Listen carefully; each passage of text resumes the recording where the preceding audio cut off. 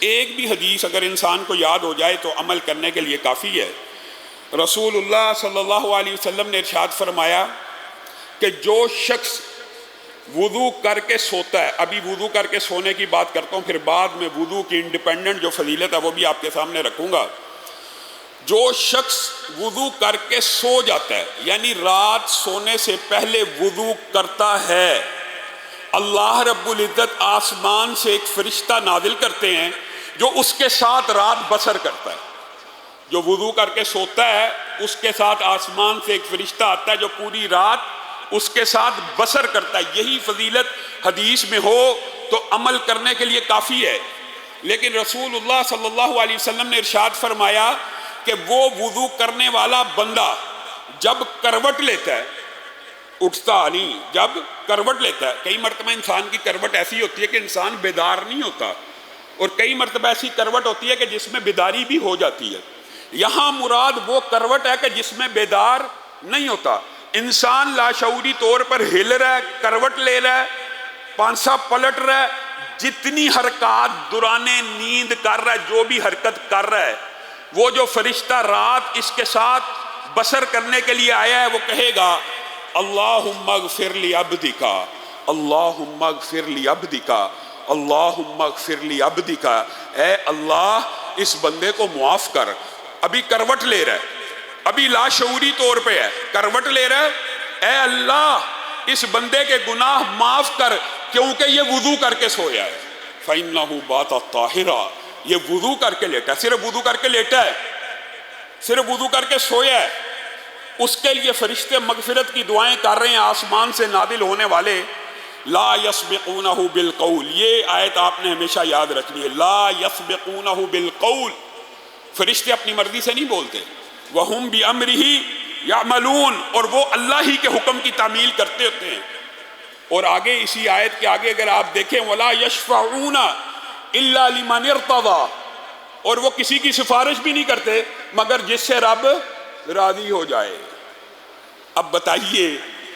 صرف وضو کرنے سے رب کی ایسی رضا ہے کہ آسمان سے فرشتہ اتر رہا ہے اور اللہ سے دعا کر رہا ہے، اللہ حکم دے رہا گویا کہ اس بندے کے لیے دعا کر، قبول کس نے کرنی ہے؟ اللہ نے، تو گویا اس دعا کی قبولیت میں کوئی شک نہیں۔ اور اگر اگلی حدیث میں آپ غور کریں، یہاں پہ حدیث میں کروٹ کا لفظ نہیں ہے، یہاں پہ حدیث میں لفظ ہے کہ جس نے وضو کر کے نیند کو اختیار کیا یا سو گیا اور پھر وہ بیدار ہو گیا۔ کئی مرتبہ نیند میں آنکھ بھی تو کھلتی ہے نا، ضروری نہیں ہر کروٹ پہ آنکھ کھلے، لیکن جس وقت آنکھ کھلتی ہے اس وقت بھی فرشتہ یہ دعا کرتا ہے اللہم اغفر لی عبدک، اے اللہ اپنے اس بندے کو معاف کر کہ یہ وضو کر کے لیٹا تھا اور وضو کے عالم میں اس کی آنکھ کھل گئی ہے۔ یہ دو حدیثیں الگ الگ ہیں، ایک کروٹ کی اور ایک بیداری کی، اور اگر اس کے ساتھ تیسری حدیث ملا لی جائے تو بات شاید میں اور آپ اس کے اوپر عمل کریں۔ کیوں جی؟ ارادہ کرتے ہیں نا انشاءاللہ، وضو کر کے سویا کریں گے انشاءاللہ، ارادہ کرنا چاہیے۔ وعدے کرنے سے کئی مرتبہ انسان پھر وعدہ خلافی کا مرتکب ہو جاتا ہے، بجائے ثواب لینے کے گناہ